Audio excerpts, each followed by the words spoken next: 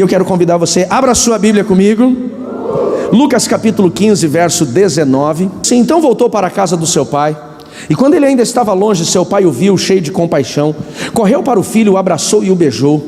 E o filho lhe disse: pai, pequei contra o céu, pequei contra o Senhor, não sou mais digno de ser chamado de seu filho. O pai, no entanto, disse aos servos: depressa, tragam a melhor roupa da casa, vistam nele, coloquem um anel no seu dedo, uma sandália nos seus pés, matem um novilho gordo, faremos um banquete e celebraremos, pois o meu filho que estava morto voltou à vida, meu filho que estava perdido foi achado. E eles começaram a festejar. Essa passagem, Edivaldo, é uma passagem muito conhecida. Eu, na verdade, quis pegar só a parte final do texto.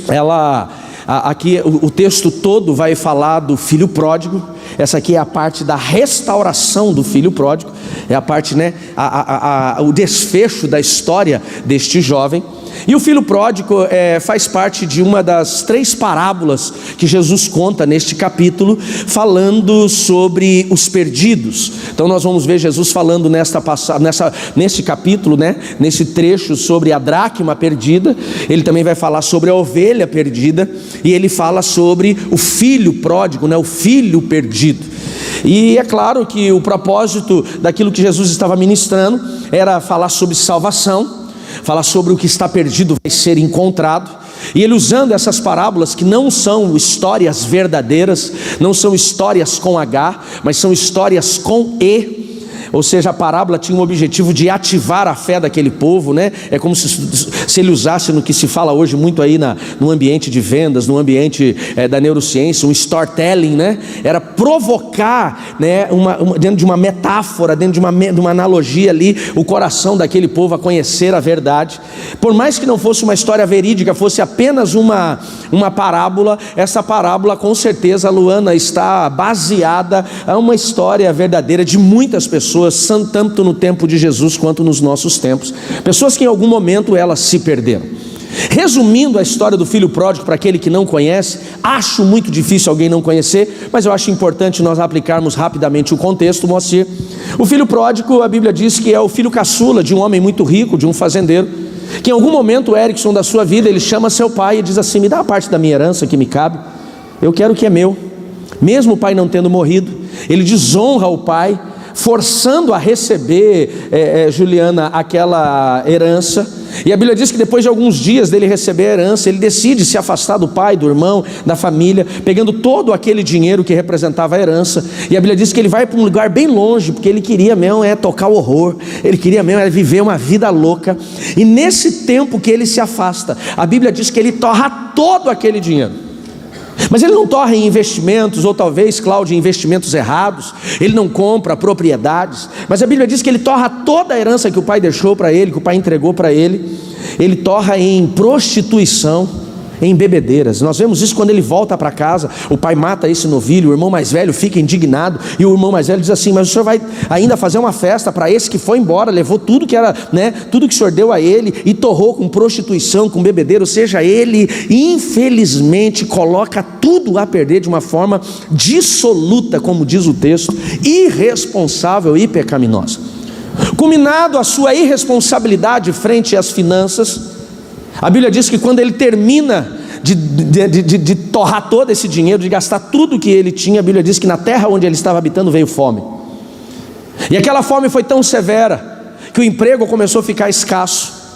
A miséria bateu a porta de muitos, e inclusive, ou talvez principalmente na dele. Ao nível dele não tendo mais o que fazer, a Bíblia diz que ele, começando a procurar emprego, encontra um criador de porcos. E este homem consegue um emprego apenas para cuidar daqueles porcos, alimentando aqueles porcos no chiqueiro. E é claro que Jesus estava falando de um lugar de miséria, porque para o judeu a lei judaica, lá dentro dos 613 mandamentos, uma delas é que ele não podia tocar no porco por ser um animal imundo, muito menos comer, e muito menos apacentá-los, se é que a gente pode dizer que existe um apacentamento de porco, mas apacentar, alimentar, cuidar. E foi para este lugar que esse rapaz infelizmente chegou. Ele não foi levado para esse lugar porque existia uma maldição do pai, porque da forma que ele fez. Ele não foi levado para este lugar porque Deus estava o castigando por tudo aquilo que ele fez ou das suas escolhas, mas ele é levado, Samuel, para este lugar de miséria, a este lugar de fome, a este lugar de fracasso, a este lugar de perda, por conta dos seus erros. Foram as escolhas dele que o levaram. Deus não estava punindo ele.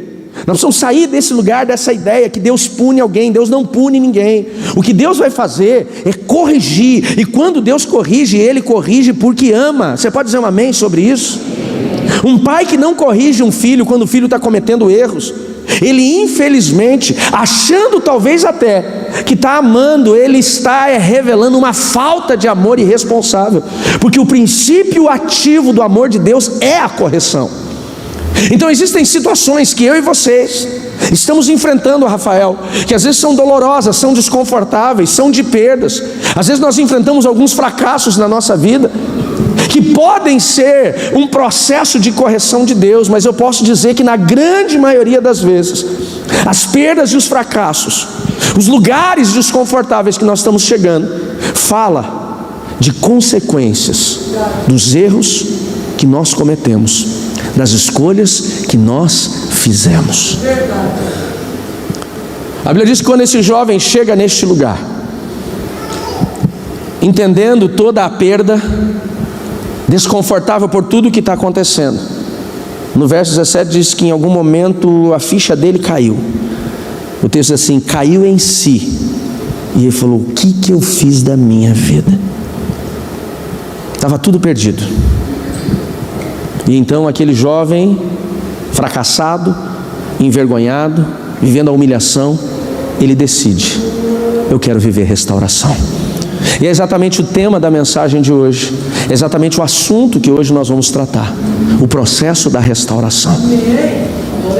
Não importa onde você caiu, não importa o que você fez, sinceramente, não importa todas as besteiras que você pode ter cometido na sua vida, não importa quantas escolhas erradas você pode ter gerado, se você estiver disposto a fazer um processo de mudança na tua vida, Deus vai te restaurar. Essa é a promessa. Essa é a promessa, uma restauração que Deus tem para a vida de todos aqueles que em algum momento se arrebentaram e estão dispostos a viver a restauração. Precisamos entender que a restauração, ela não vai partir de Deus. A restauração precisa partir do nosso coração, da nossa disposição em querer vivê-la.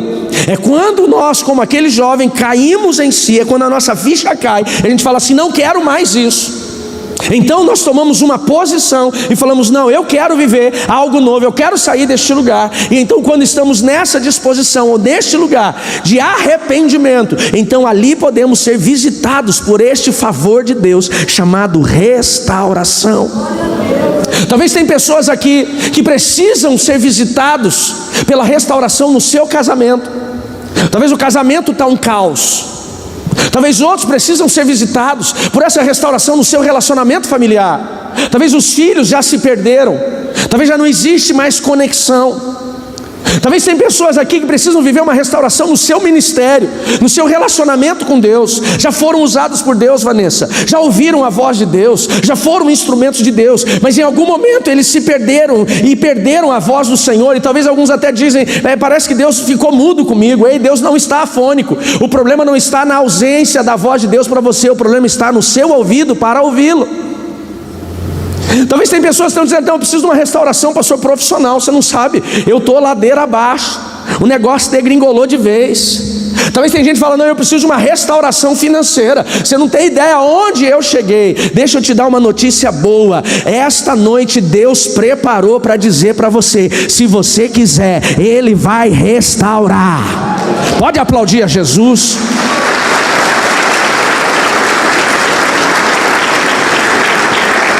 A mensagem de hoje é mais uma daquelas que Deus muda tudo na hora. Eu estava sendo conduzido para falar de outro assunto, mas era uma condução da minha alma, da minha mente, do meu coração. E hoje pela manhã, domingo, eu acordo bem cedo para me preparar para aquilo que Deus vai fazer, já caminhando dentro de um assunto específico, e Deus então Ele começa a falar comigo sobre restauração. É muito interessante que, para Deus nos conduzir a essa palavra, que eu tenho certeza que Ele está liberando, porque tem corações aqui que estão, sedentos para receber uma resposta, pessoas aqui que talvez estavam pensando em desistir da sua vida e da sua história, e Deus está dizendo para você: não desista, se você quiser eu vou te restaurar. E são fases que a história do filho pródigo nos ensinam. A primeira fase, Maurício, do processo de restauração, se você está aqui e entende que hoje Deus trouxe essa palavra para ministrar o seu coração, Deus te trouxe aqui para falar contigo, entenda, só vai existir restauração na vida daquele que ele para tudo e começa a avaliar tudo que ele fez para chegar naquele lugar. Sabe o que eu estou dizendo? Que só começa a viver restauração quem está disposto a colocar o pé no freio da sua vida e dizer: eu não quero mais continuar nesse caminho. Tem pessoas que estão vivendo um processo de perda como um carro desgovernado, numa descida íngreme, e o destino final deste caminho é uma ladeira. Ele por si próprio, só por estar naquela descida, não precisa fazer nada. O carro da vida dele já está desgovernado e ele já está ali. Porém ele tem dois pedais que podem mudar o destino dele. Um chamado freio e o outro chamado acelerador. Mas tem gente que mesmo indo para esse lugar de destruição, esse lugar de derrota, ao invés de pisar no freio, ele está pisando no acelerador. Eu era esse cara. E se você está pisando no acelerador, eu vou te dizer, você vai chegar na ladeira e vai ser destruído.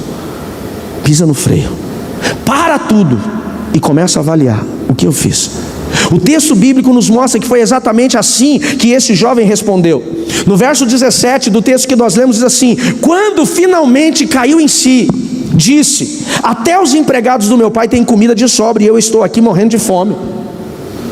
Caiu em si, caiu a ficha, Larissa. Ele olhou e falou assim: caramba, cara, onde que eu estou indo? O que eu estou fazendo? O problema é que infelizmente algumas pessoas, precisam chegar no lugar da dor terrível, no lugar da miséria. Só nesse lugar que alguns vão entender que a vida dele acabou. Tem gente que o casamento dele está ruim, o negócio está ruim, a crise está chegando, mas ele continua pisando no acelerador. A esposa está reclamando e ele continua vendo videozinho que não deveria. O casamento está bagunçado e ele continua tratando a esposa mal. E aí quando a casa cai, fala: por quê? Porque ele precisou chegar lá. Se você não parar, a ladeira vai ter que te parar, a dor vai ter que te parar, o fracasso vai ter que te parar. Então se você entende que a sua vida não está do jeito que você gostaria, se os resultados são ausentes, se existe hoje uma presença latente de dor na sua vida, pisa no freio, pelo amor de Deus. Caia em si. Finalmente aquele jovem caiu em si. O ponto principal para vivermos o processo de restauração, para nós sermos conduzidos a um lugar de recomeço, é quando nós avaliamos. Ele avaliou e diz assim: na casa do meu pai, o empregado que tem o menor salário está comendo melhor do que eu. O que eu estou fazendo? O que eu estou fazendo? O que você está fazendo da sua vida profissional? O que você está fazendo do relacionamento com os filhos? Quando é que você vai parar? O que você está fazendo do seu ministério? É só reclamação, é só murmuração, é só mentira, é só engano. Para! O que você está fazendo do seu relacionamento com Deus? Põe o pé no freio. Encosta o carro da sua vida. Você tem que parar, encostar e falar: tem uma coisa errada. Deixa a ficha cair. Porque se você continuar nesse caminho, ele vai ser muito mais doloroso do que você imagina. Muito mais doloroso do que você imagina. Avalia comigo. Se você continuar exatamente do jeito que você está hoje, nesta área da sua vida que não está confortável, você acha que você vai ter algum resultado bom? Não vai. Antes de receber aquela mensagem lá no celular, antes de eu perder o noivado, antes da minha vida virar de ponta cabeça, deixa eu te falar, Deus já estava falando comigo fazia tempo. E sabe qual que era a resposta que eu dava, Ju? Não dá nada. Dá nada. Não, está tudo bom, está tudo certo. Amanhã eu paro. Eu vou parar. Era cada culto que eu chegava, Deus ministrava, confrontava, eu falava, amanhã eu paro. A Anne chegava para mim e falava, tem alguma coisa errada, você está fazendo alguma coisa? E eu mentia para ela, não, e eu dizia aqui dentro, amanhã eu paro. As pessoas chegavam para falavam para mim, teu comportamento no altar está muito estranho. Eu falava para mim, amanhã eu paro. E eu não parei. E eu tive que chegar nesse lugar de humilhação. Eu tive que perder tudo. Esse lugar, gente, ele é tão, destrutivo, que eu estou falando do ano de 2002. 2024, eu estou falando de 22 anos atrás. E você sabia que tem gente que lembra de mim daquela época só dos meus pecados? Você sabia? 22 anos depois, pastor da maior igreja local da cidade de Colombo, pela misericórdia de Deus, uma das igrejas mais relevantes da cidade. Escrevi, pela misericórdia de Deus, 12 livros. E tem gente que quando me encontra fala assim, rapaz, você era ruim, né? Fala, miserável, você não lembra de coisa boa, não? Porque os nossos pecados, eles deixam marcas nos outros e na nossa história. E sinceramente, eu nem ligo mais. Eu encontrei um pastor e falou, rapaz, você lembra? Eu falei, lembro. Mas tu era ruim. Ele falou, você não tem nem ideia. Do que você sabe não é nem a metade. Eu falei, não tem problema com isso. Porque Jesus me alcançou, me restaurou, me lavou com o seu sangue,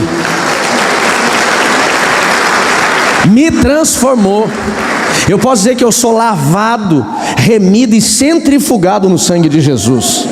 Porque eu não chegaria aqui se não fosse a restauração dele. Aquele jovem, ele precisou parar, cair a ficha, ele falou, o que eu estou fazendo? Parei.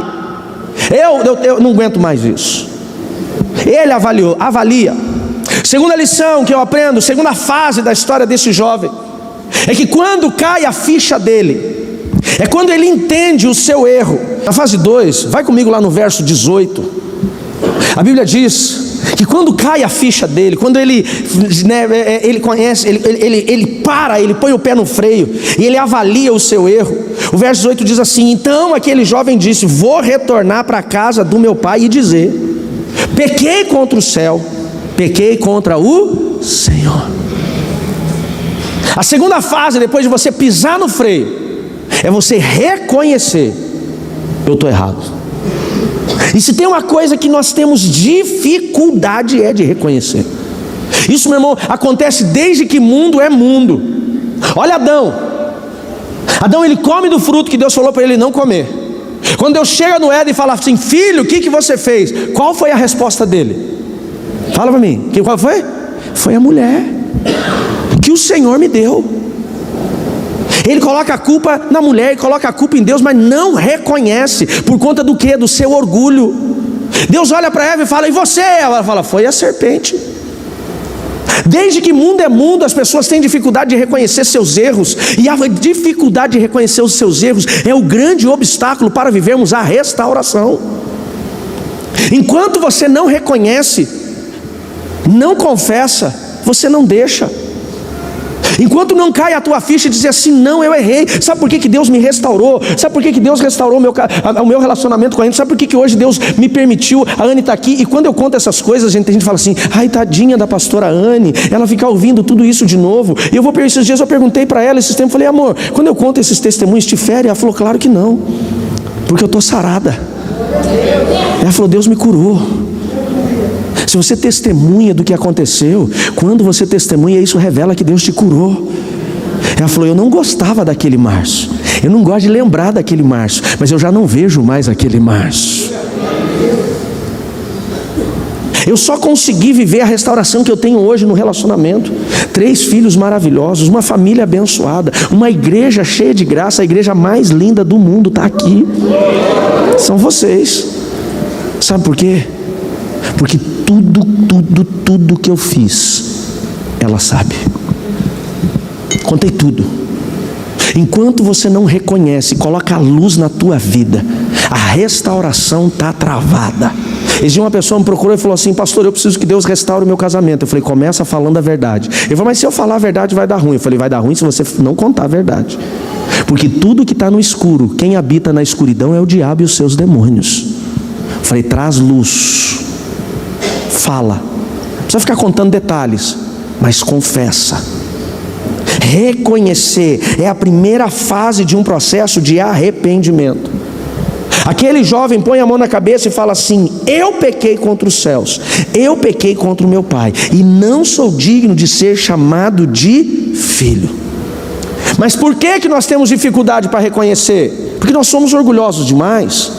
Humildade para reconhecer os seus erros. Entenda, se tem fraqueza, se tem fracasso, se tem perda, tem dor, tem erros.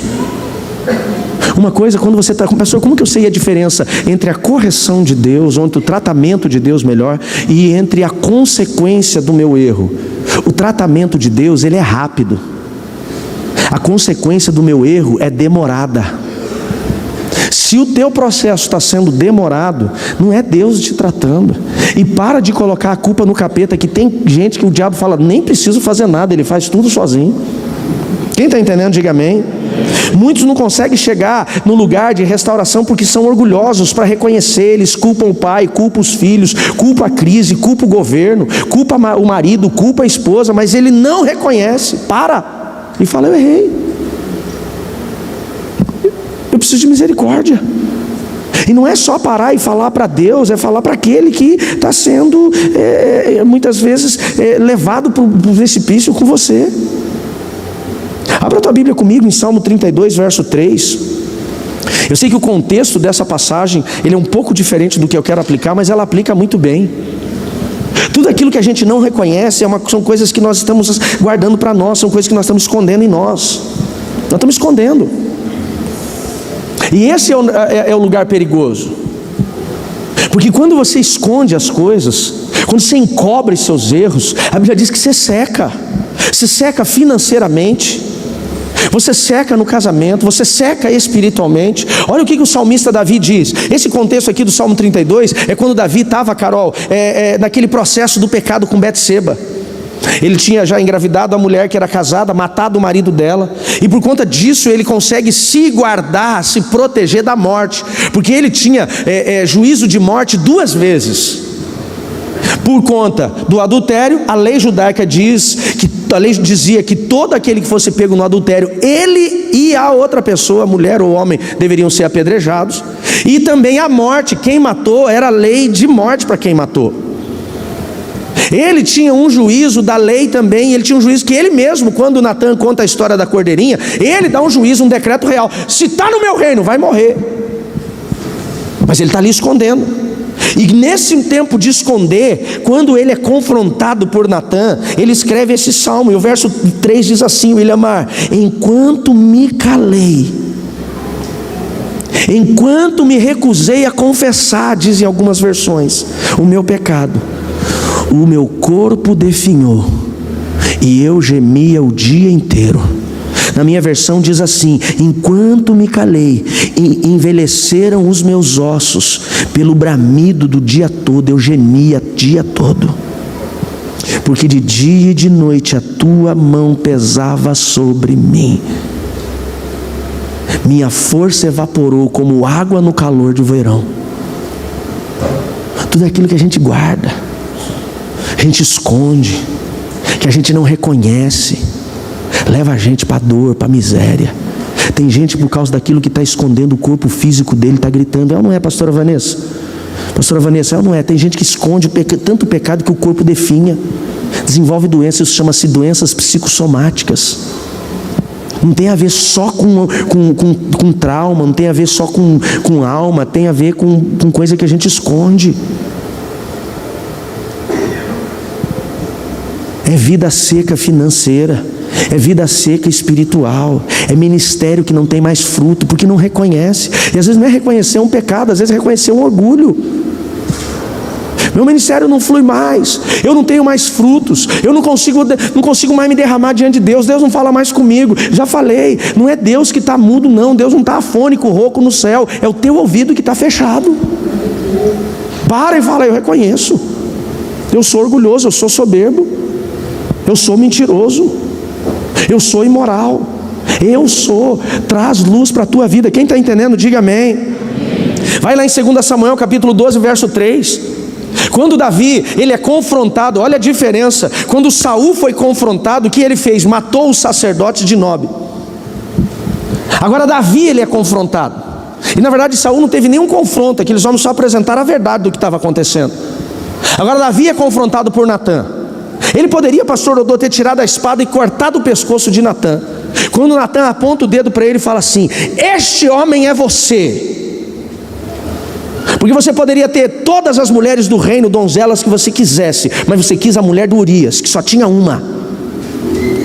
Quando aconteceu isso? 2 Samuel capítulo 12, verso 13. E disse Davi a Natã: pequei contra o Senhor.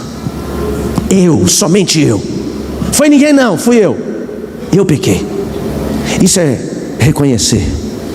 E quem reconhece, confessa. É o que o filho pródigo fez.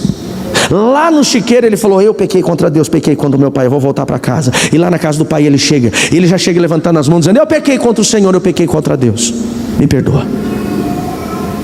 Só alcança misericórdia quem confessa. Quem não confessa não alcança misericórdia. Pelo contrário, a Bíblia diz: aquele que encobre não prospera. Diga misericórdia, Jesus. Terceira fase, e eu preciso encerrar, verso 20. A Bíblia diz: então voltou para a casa do pai. A primeira fase, põe no freio e avalia o que você fez ou o que você está fazendo. A segunda fase, reconhece, traz luz para a tua vida. A terceira fase, faz o caminho de volta. Não aconteceu o milagre sobrenatural na vida do filho pródigo Lucas, lá no chiqueiro, quando ele reconheceu, dobra o joelho: eu pequei, Deus, eu pequei. De repente ele olhou no dedo, tinha um anel, nos seus pés saiu uma sandália, roupa nova no corpo. Ele falou: opa, Deus me perdoou. Não. Lá começou o processo. Mas sabe onde ele recebeu o anel, a sandália, a roupa nova? Quando ele fez o caminho de volta. Diga: só existe honra onde tem volta. O caminho de volta é você voltar lá atrás onde você caiu, lá nas veredas antigas. Volta lá. Onde foi o tombo? Onde foi a queda? Onde foi seu erro? Com quem foi? Onde começou? Nossos processos de cura interior, nosso processo de mapeamento é isso. Onde começou isso na sua vida? E essa é a parte mais difícil. Esse é o caminho de volta. Por que tem um monte de gente arrebentada? Porque tem tanta injustiça, tem tanto roubo, tem tanta coisa errada que ele nunca voltou. Se Jesus voltar a buscar a igreja e ele não fizer o caminho de volta, não restituir, ele vai ser salvo? Gente, não somos salvos pelas obras nossas, é pela graça de Jesus. Quem entende, diga amém. Mas enquanto Jesus não volta, a plenitude na terra ele não vai ter, enquanto não arrumar isso. O caminho de volta. A Bíblia diz que aquele jovem volta, e quando ele ainda estava longe, o pai o viu, cheio de compaixão. Diga comigo: onde tem caminho de volta, diga: tem misericórdia. Quando você está disposto a voltar, vai encontrar misericórdia. A Bíblia diz que de longe, Maurício, aquele pai vê. Agora eu pergunto para você: se aquele pai viu ele de longe, o que aquele pai estava fazendo? Esperando. Eu acho interessante que aquele pai só não vai atrás dele porque não sabia onde é que ele estava. Mas eu fico imaginando que todo final de tarde o pai parava na janela e falava: onde é que está meu filho perdido? Será que ele está vivo ainda? De longe o pai veio e fala: eu conheço esse jeito de andar. Cheio de compaixão, corre para ele, o beija e o abraça e diz: o meu filho que estava perdido voltou. Põe a sandália nos seus pés, põe anel no seu dedo, fala de honra, troca a roupa dele, tira ele desse lugar de miséria, de sujeira, de pecado, deixa ele viver algo novo, porque agora ele retornou. Deus restaura aquele que quer retornar.